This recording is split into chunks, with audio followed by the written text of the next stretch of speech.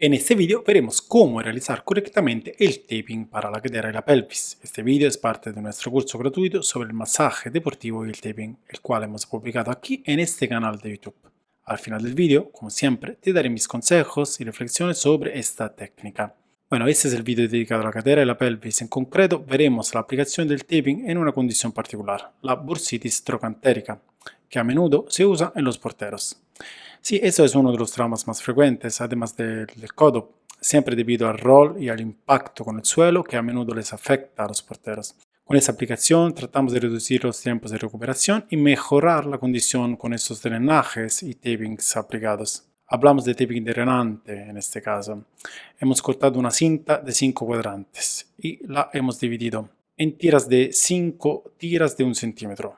Como puedes ver, estamos redondeando todos los ángulos. Exacto, este tipo de taping está diseñado para ayudar en una superficie amplia a drenar los líquidos. Aplicado y posicionado de una manera específica permite favorecer este paso, este tránsito subcutáneo de manera mucho más efectiva y rápida. En este caso puede decir que también es agradable a la vista. ¿Y cuáles son las precauciones? Esas cintas que hemos cortado y dividido en 5, ¿hacia dónde debe dirigirse? ¿Hacia abajo, hacia el anclaje y hacia arriba? En este caso hemos aplicado ahora la primera, así que anclamos hacia arriba y luego aplicamos cada tira individual que pasa sobre la bursitis haciendo una ligera tracción. Entonces, en práctica, el primer cuadrante lo aplicamos sobre el trocánter mayor y todas esas tiras deben pasar sobre la bursitis, dejando entre una tira y otra 2 o 3 centímetros de distancia aproximadamente.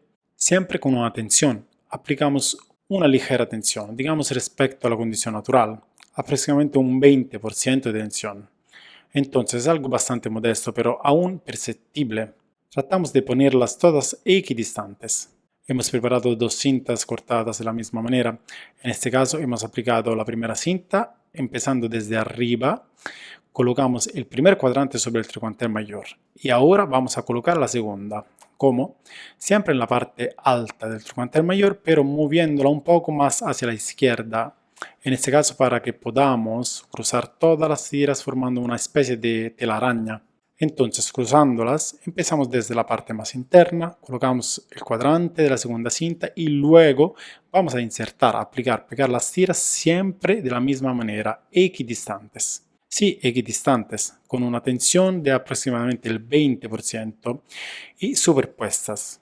De esta manera, creamos una especie de telaraña, una red que será la que facilite el paso del líquido porque estos tapings así aplicados crean un pequeño despegue de la piel.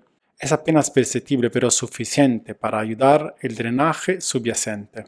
Valerio en privado me decía, con mucha experiencia en este campo, que si hay un hematoma importante, una vez que se despega la cinta, se pueden notar las marcas.